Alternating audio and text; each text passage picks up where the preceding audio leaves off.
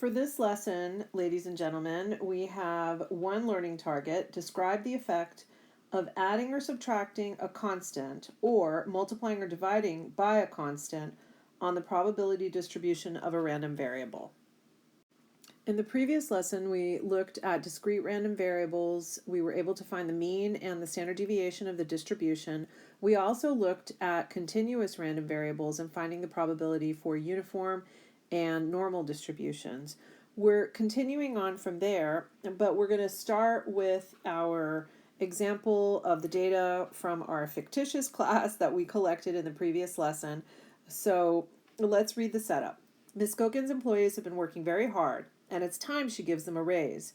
She's trying to decide if she give everyone a $10 raise, add $10 per hour, or double everyone's wage, which means multiply the wage by 2. So let's go ahead and copy down our data from the previous lesson. The mean, mu, was $8.40. Let's put the dollar symbol in. And the standard deviation, or sigma, was also in units of dollars, and that was $4.76. Now, under number 2, it says, to make a decision about what raise should be given, complete the tables below and calculate the new mean and the new standard deviation using your calculator.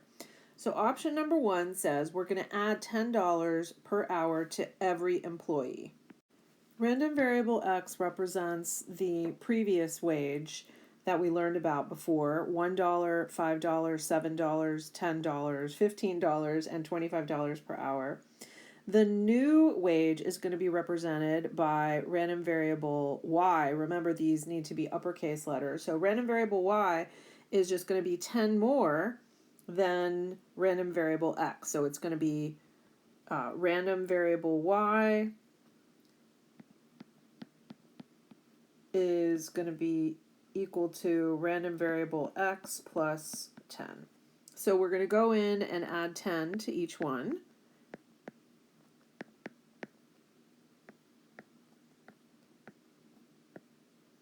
And then we're going to use the same probabilities for the original random variable X. The probabilities haven't changed.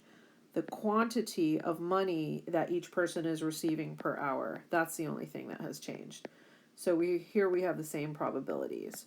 Now, the next thing that's going to happen is we're going to calculate the mean and the standard deviation of random variable Y.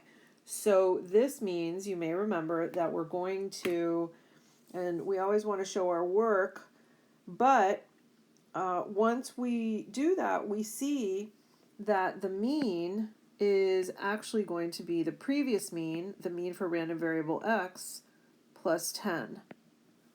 And that is, we had $8.40 before, so it's going to now be $18.40, or $10 more than the previous mean for random variable X. Now, when it comes to the standard deviation, the numbers are not further apart than they were before. They are the same distance apart. They're just shifted by 10. So that means our standard deviation is still going to be $4.76. So now remember, you can go through all of the same motions using the formula to find the mean and the standard deviation of the new random variable Y. And then that brings us to the question, how did adding a constant affect the mean and the standard deviation? And we know that the mean was increased by 10 and the standard deviation did not change. This brings us to option number 2, where we're going to double the wage of all of the employees. So this means multiply by 2. That means we have a new random variable Z. We are going to use the same probabilities for random variable Z that we used for random variable X. So the dollar amount changes, but not the probabilities. The wages for random variable Z are going to be the original wage value multiplied by 2. So we can fill that out in the table. Now, just thinking of this in terms of kind of like a transformation, when we added 10, that was a shift. You remember we had vertical shifts where we would move a graph up or down by a certain amount. This is more of along the lines of a dilation because it's a multiplication by 2. So we're expanding the distances between the points.